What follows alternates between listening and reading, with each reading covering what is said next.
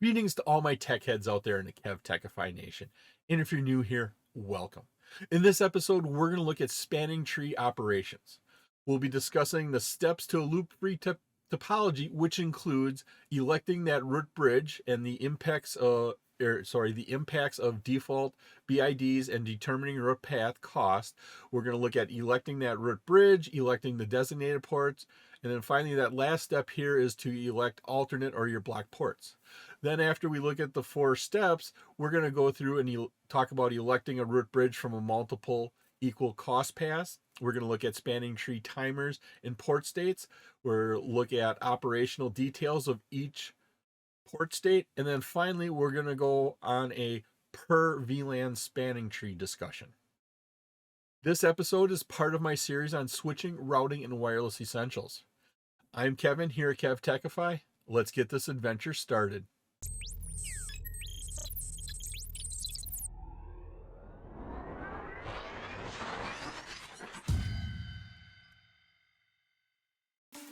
During the functions of spanning tree algorithm and spanning tree protocol, the switches use something we call a BPDU, Bridge Protocol Data Units, and they share information about the status of their connections with the other switches. Now, these are used to elect a bridge, a root bridge, root ports, designated ports, and our alternate ports. That's all part of this process here. During the operation of the spanning tree protocols and the spanning tree algorithm, the switches use something called a BPDU, Bridge Protocol Data Unit. Now, what this does is the switches share information about themselves with the other switches. They look at how what ports are connected to what switches, what the speeds are, a whole bunch of information in there. This BPDU also contains what we call a bridge ID, or a BID. Some people pronounce it as a BID. What this BID, bridge identifier, contains is a priority value. It contains the MAC address of the switch and then an extended system ID. What's important about this bridge ID here is the lowest bridge ID value is determined by combining all of these together. The lowest bridge ID can be your root bridge. The bridge ID, the default priority in that bridge ID is 32,768. That is 2 to the 16th power. That's the default number. From there, you can adjust it all the way up to 6,100, 6,000. Start over with from there.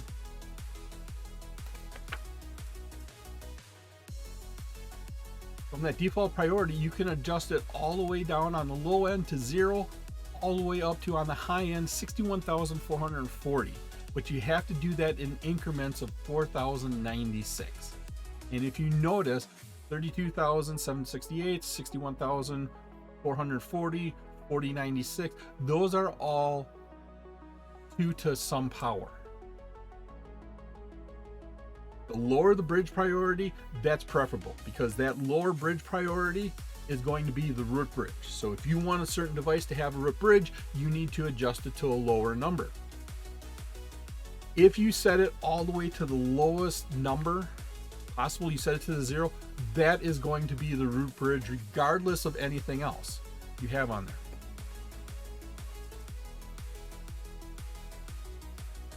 In the bridge ID, we also have that extended system ID. What that is a decimal number added to that bridge priority to identify the VLAN for this BPDU. We also contain the MAC address here in the bridge ID. What the MAC address allows us to do is, if the priority and the extended system ID, if they're all set the same, the MAC address is going to break the tie. So if everything else is set the same, the lowest MAC address will be that root bridge.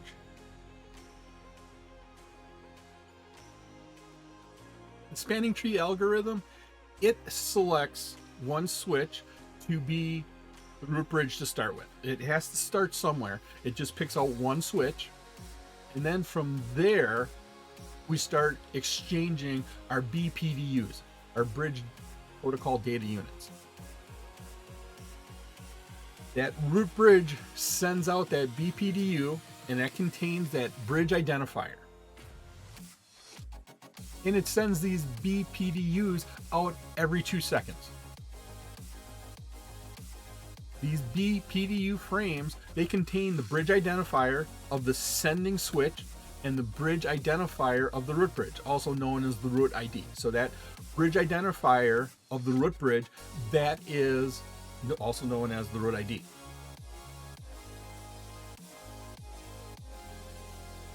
When these BPDUs get sent out to all the devices in that broadcast domain, so all the switches that are connected up, the lowest bridge identifier will become the root bridge. At first, all these switches declare themselves as a root bridge with their own BID set as the root ID.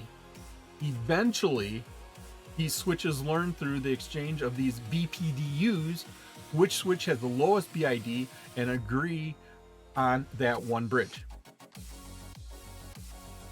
Because the default bridge ID is 32,768, it's possible for 2 or more switches to have the same priority. In this scenario, when we have the same priorities, the switch with the lowest MAC address, and once again, these MAC addresses are stored in a hexadecimal number, these MAC addresses, the one with the lowest MAC address becomes that root bridge. Now, the administrator, they should go ahead and set that root bridge with a lower priority if they want to specifically pick that out. Notice the default bridge ID, that is 32,768. Here in our example, our priority is 32,769. Default is 68. What we have set is 69. Once again, that comes from that base default bridge priority of 32,768 plus that extended system ID. That's that VLAN number. We're all in VLAN 1, so 32,768 plus that 1 for the extended system ID gives us our 32,769. Here in this example, we have our 3 switches. They all have the same priority of 32,769.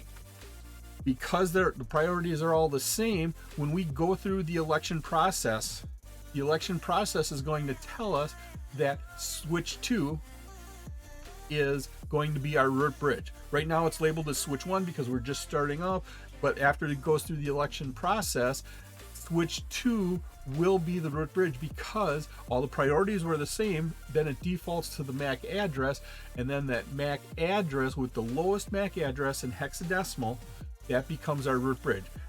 And so that says switch 2 right here will be our root bridge after that election process happens. To determine the best path to the destination through our switches using spanning tree, we look at figuring out what we call the root path cost. Now, that spanning tree algorithm determines that best path to the root bridge. The internal root path cost is what we calculate. The switch, it receives a BPDU, that bridge protocol data unit, in on it. It adds the ingress port cost, so that the cost of that port it got it in on, to determine that internal path cost. Now, that port it came in on, there's default costs associated with each of those ports, and that's set up by looking at the speed of those ports. Now, switch ports, they all have this default ports, but you can go in and manually configure the cost on the port. So if you'd prefer to use one over the other, you can go in and manually change that to adjust which path it uses in its calculations. Now, here's a chart. It shows the link speed, and then it shows the spanning tree protocol back from 1988 cost, and then it shows the rapid spanning tree cost from 2004. Only 6 years difference there, but look at the link speeds. Starting at the bottom, we have 10 megs per second. We have 100 megs, a gig, and 10 gigs. Notice our cost. The slower the connection, the higher the cost. And so our 10 meg connection has 100. Our 100 meg has a 19 cost. Our 1 gig connection has a STP cost of 4, 10 gigs has a cost of 2. Back then when we started, 1998, 20 years ago, whoever thought we'd get to 10 gigs? Now we're starting to look at 100 gigs. Pretty soon, we're going to be at 1,000 gigs per second going across these connections. And we're already down at a cost of 2. So when they did the rapid spanning tree, they increased those numbers dramatically. And so we went from 100 down here for our 10 megabits to 2 million. And then 100 megabits per second went to 200,000 for our rapid spanning tree cost. Gig went to 20,000, 10 gig went to 2,000. That allows us enough room in there to add in faster and faster speeds. The second step in our spanning tree algorithm is to elect our root ports. Now, the root port is that port that is closest to the root bridge. In this scenario here, we went through the election process. We decided that S1 is our root bridge. We said, okay, S1 is our root bridge. Any port the port that's closest to S1. And so if we look at this, on S2, the port that's closest to S1 is our fast Ethernet 01. Up here on switch 3, the port that's closest to switch 1 here is fast Ethernet 01. These two ports, fast Ethernet 01 on both of those switches, those are going to be our root ports. To calculate that internal root path cost, what we do is we start at a switch. So we're going to look at switch 2 right here. Look at switch 2. And we are going to calculate the cost to get to the root switch. Now, there's two paths. Once again, the path that goes from switch 2, that's path 1. And then there's a second path. That path goes from switch 2 to switch 3, then from switch 3 to switch 1. We're going to add up the cost of all of those. The one with the lowest cost is going to be our preferred path. The path with the lowest internal cost will become that preferred path. Switch 2 right here. If we look at switch 2, the path from switch 2 to switch 1, we're going to say that's a cost of 19. That's our total cost. And when we go from switch 2 to switch 3 to switch 1, that path 2 here, this cost here is a 19, this cost is a 19. And so our path cost, if we look down here, path cost for 1 is 19 times 1 gives us a total of 19. The path for 2 is 19 times 2, that gives us a 38. Path 1's cost is 19, path 2 is 38. The one with the lowest cost becomes our preferred path. So that's path 1. Because path 1 has the lower overall path cost to the bridge, it's the preferred path, and F01 becomes that root port.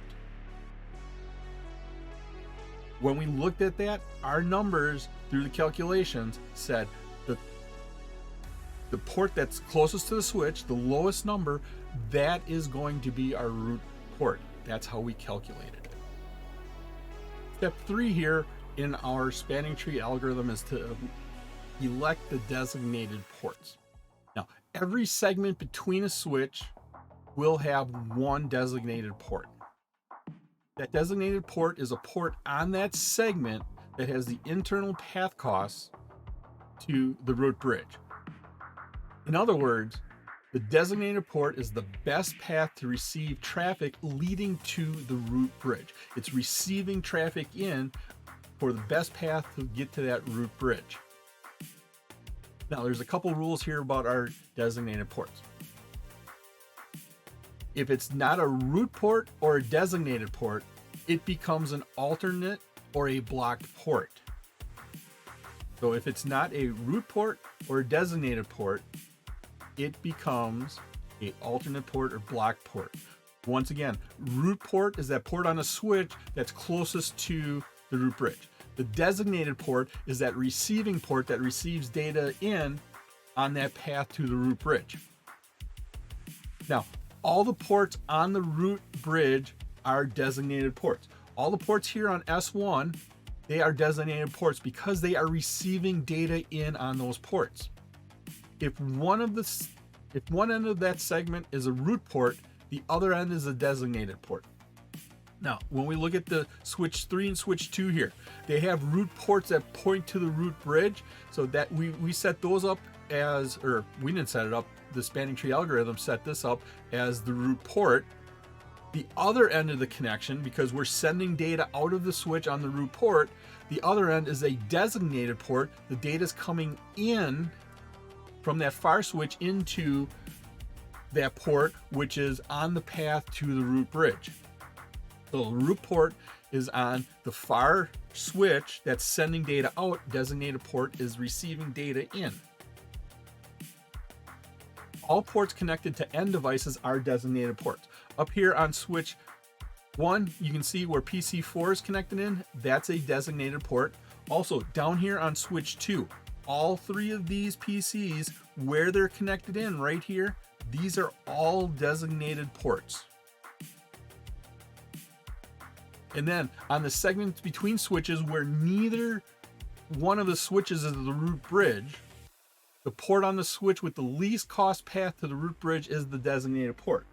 If we look over here, in our scenario, S1 is our root bridge, S2 and S3 aren't the root bridge, so the segment between them is not connected to the root bridge. We then look and see, okay, the one side has to be the designated port. The designated port is assigned to that port where it's connected to the device that has the lowest path to the switch. And once again, remember, this was a cost of 19 here. This was a path that cost of 38. And so this switch has the 19 here. That creates this as the designated port. If you like this episode on spanning tree protocol operations and you get value out of it, and depending upon the platform you're using, please click that like button, give a 5-star rating, subscribe to my channel, leave a comment. Doing this supports the channel, which in turn helps me bring you more great content. You can also visit my website here at KevTechify.com for all of my details and how to get these episodes in video and podcast form. And the 4th step here in the spanning tree algorithm is to elect our alternate ports. The alternate port is a blocking port. Now, if the port on the switch is not a designated port or a root port, it's not a root port or a designated port, it becomes an alternate port. In our example here, all the other ones were either root ports or designated ports. Looking through here, so the port here that didn't have a state assigned to it was the end of this connection between switch 2 and switch 3. Once again, where it connects into switch 2, that was the designated port because this switch had the lowest cost path to the root bridge. This one didn't have it. That turns into our alternate port. What the alternate port here is a blocking port. It blocks traffic from coming through here. This is that loop prevention. That loop prevention that spanning tree protocol does is this port is now blocking here. Data can't travel through here, so there is no multiple paths to our destination until this link goes down here between switch 2 and switch 1. It'll go through the failover process, and then the connection will be able to allow the data to be delivered to its destination. So once again, that alternate port goes to any ports that are not a root port or a designated port. The election process to elect that root port from multiple equal cost paths. All of our paths, they cost the same. Which one is going to be that root path? Well, we look at 3 different things. We look at the lowest sender bridge identifier, then we look at the lowest sender port priority, and then the last one we look at is the lowest sender port ID. Let's look at this scenario here. We're going to look and show you how the lowest sender bridge identifier helps us determine which is the root port. We have a scenario here. We have 4 switches. These 4 switches, all the costs are the same between them. The process here, the costs are not the same. So we'll get rid of that part. Some of the costs have been set for us. If we look at switch one has the bridge identifier of 24,000, which is lower than any other bridge identifiers. All the other bridge identifiers are using the default one, 32,768 plus 1 for the VLAN. Up here on switch one, the bridge identifier is 24,577. The administrator went and set a lower one, so that way it would force S1 to be elected as the root bridge, right here. Then S3 and S4, they have ports connected directly to the switch, where if they went out the other port going through the other switches, that's going to give them a higher cost. And so the ports that directly connected into the root bridge, those are set as the root ports. Root port. Now, if one end of the connection is a root port, the other end is the designated port. Once again, root port sends out data to the root bridge. Designated port brings in data in the path to the root bridge. In this case, the destination is the root bridge right here, and so that port is there. So any port on that switch is designated ports. Then we come down here and looking at switch 2. Looking at switch 2, it's equal cost to go from switch 2 to switch 3 to switch 1. It's equal cost to go from switch 2 to switch 4 to switch 1. Because it's equal cost here, what happens now is we look at the lowest sender bridge identifier. And what that means here is we look at where that BPDU came from. It came from switch 4 here. Another one came from switch 3, calculated out, even cost. So we look at this bridge identifier. The bridge identifier here for switch 3 is 32,769.5555555. The bridge identifier here for switch 4 is 32,769.1s. The .1s are lower. And what that means here on switch 2, the port connected to switch 4, because that sender ID is lower, it has .1s at the end, that is going to become the root port. When the port 1 on switch 2 becomes the root port, we can go through and say, okay, this is the root port here, this is the designated port. Because this is how we send data, this is on switch 3, port 2 here is receiving data in to get to the root bridge that sets up as a designated port. This port 2 on switch 2 isn't a designated port or a root port. That then turns it into the alternate port, which is a blocking port at this point in time, and data cannot travel, thereby not allowing data to loop in our network. But we know about the connection, we know about the path, so if any of these other connections go down, this one will come back online, go into a forwarding state, and we have our full connectivity. In this topology, we have 2 switches, and they're connected with 2 equal cost paths between them. S1 is the root bridge. Once again, we get the root bridge here by having the lowest bridge ID. Goes through the process that creates S1 here as the root bridge. So because S1 is the root bridge, these 2 ports on these connections are set as the designated ports.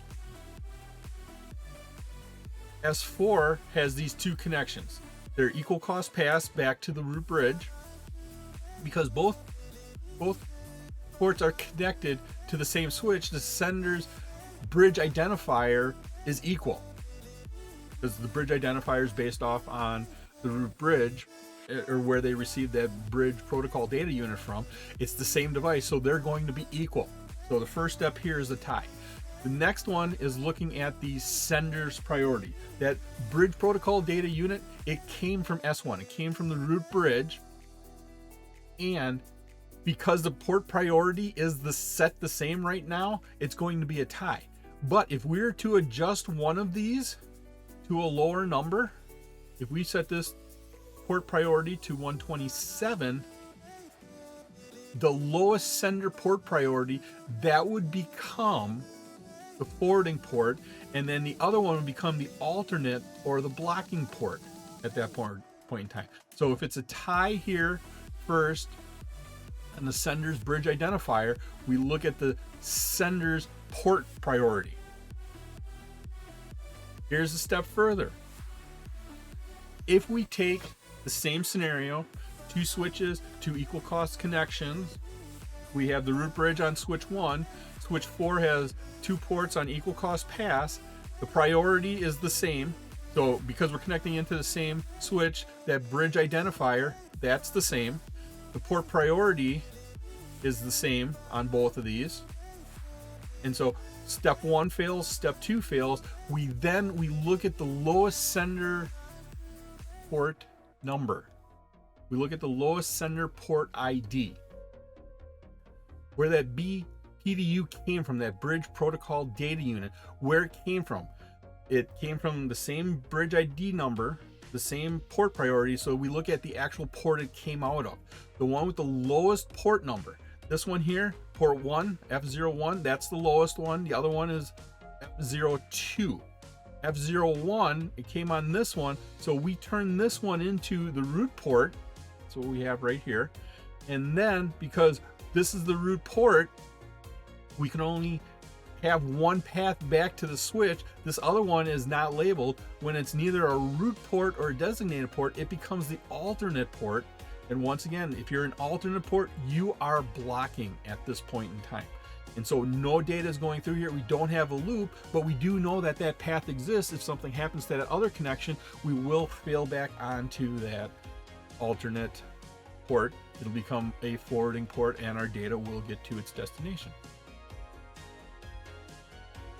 When we look at spanning tree protocol, we do have some timers, we have some port states that we need to talk about.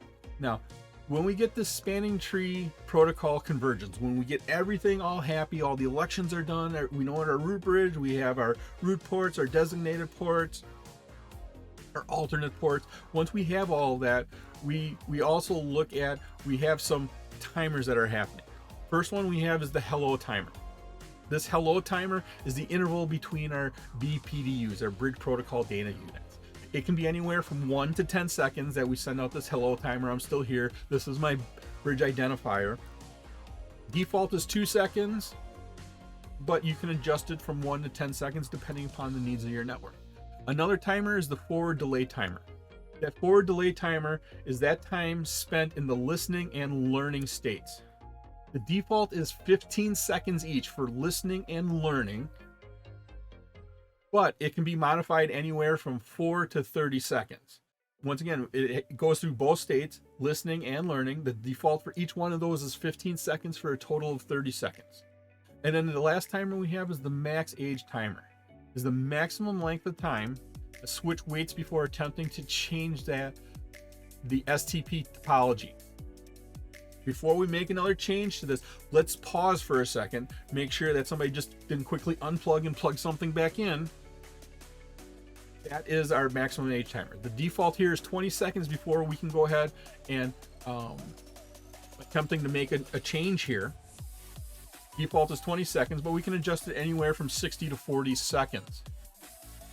Now, the default times here, they can be changed on the root bridge. The root bridge will then propagate that out through the spanning tree protocol.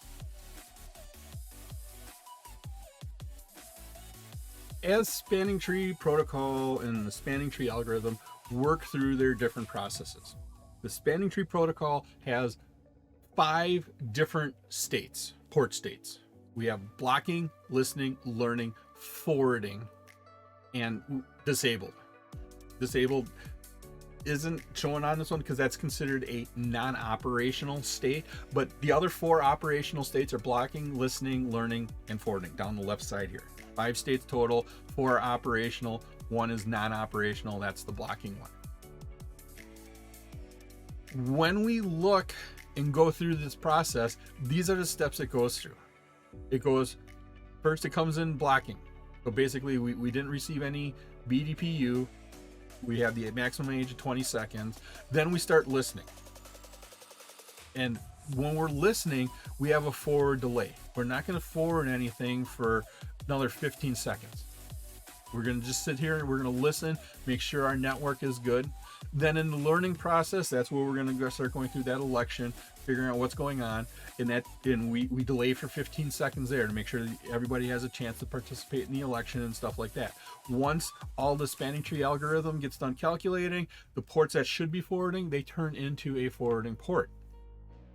Now, when a port is blocking, in this blocking state, when spanning tree determines it needs to become active, it needs to come up, what we do here is, instead of going straight into the forwarding process, we go into listening and learning. Because if we go straight from blocking to forwarding, we could have a loop in there for a little bit.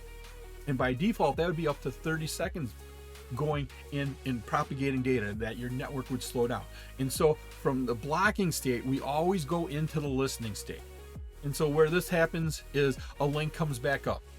That backhoe that cut your piece of fiber, they fixed it and it now came back up. It's operational. Somebody who accidentally unplugged the wrong cable plugs it back in. And so when that link comes back up, it's in the blocking state. And then the spanning tree protocol, if it determines it needs it to be a root or a designated port, then it goes into the listening for default of 15 seconds. Then it goes into the learning state for a default of 15 seconds. And then if the spanning tree algorithm decides to, it will turn it into a forwarding port at that point in time. There are 5 port states here when we're talking about spanning tree. The 5 states here are listed on the left. The 5 states are blocking, listening, learning, forwarding, and disabled. Now, that blocking status, when we're in a blocking status, we're only going to receive in those bridge protocol data units. We're not going to update our MAC tables. We're not going to forward any frames because we're blocking sending. We are stopping a loop from happening, but we will listen to any bridge protocol data units coming in, because if there's some information in there that causes us a recalculation to say, okay, now we have to make this either a root or designated port, we can unblock it, and then we start going through the listening and learning and then maybe even forwarding. The second port state is listening. Notice for the bridge protocol data units, we can send and receive through that port. We can send and receive, but we don't update anything in our MAC address table. Basically, at this point in time, we're just learning. We're listening, or sorry, we're just listening. We're hearing for any information out there. We want to soak it all up like a sponge, and then being able to say, okay, we've listened to everything, and that's why it's a 15-second delay. We're going to go into learning. At this point in time, we're still sending and receiving in case there's any late updates coming in, but we will start updating our MAC table as we start learning what's going on in our network. But we're still not forwarding frames at this point in time. Once the spanning tree algorithm decides, hey, this port needs to be forwarding, we're sending and receiving of our bridge protocol data unit, we're updating our MAC tables, and we're also forwarding our data frames. We're sending data in and out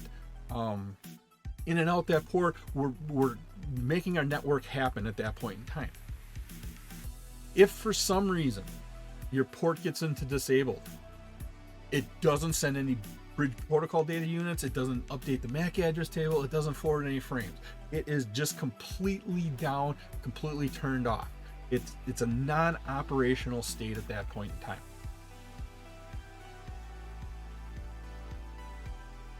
Spanning tree protocol, it can be configured to operate on multiple VLANs. So VLAN 1 could have its own spanning tree instance. VLAN 2 could have another separate instance of spanning tree, each of them doing all its own calculations, root bridge, root ports, designated ports, alternate ports. It can keep track of all that information. The Per-VLAN spanning tree, typically it's PVST, Per-VLAN spanning tree. It's a separate instance of spanning tree protocol for each individual VLAN. Separate instance means you're going to need a little bit more RAM, a little bit more processor. If you have some older equipment, it may not support it, but it does take some RAM, does take some processor to make this all work. A root bridge is elected for each spanning tree instance. So every instance of spanning tree you have up and running, there will be a different root bridge. And it's possible to have different root bridges for different VLANs. Now, depending upon your network, depending upon your connections, where your VLANs all go, that election process, that spanning tree algorithm may calculate out different root bridges, root ports, designated ports, alternate ports per VLAN. It was my pleasure to provide you with this wonderful episode on spanning tree protocol operations. If you like this episode and you got value out of it, and of course, depending upon what platform you're using, please click that like button, give a 5-star rating, leave a comment. This all helps me bring you more great content. Please take a minute to subscribe to my channel. All of my socials and contact information are on my website, KevTechify.com, and you can get all these episodes in video and podcast form. In the upper right is my playlist for my series on switching, routing, and wireless essentials. In the bottom right is one of my favorite episodes that I linked just for you. Thank you so much for watching this episode of my series on switching, routing, and wireless essentials. Once again, I'm Kevin. This is KevTechify. I'll see you next time for another great adventure.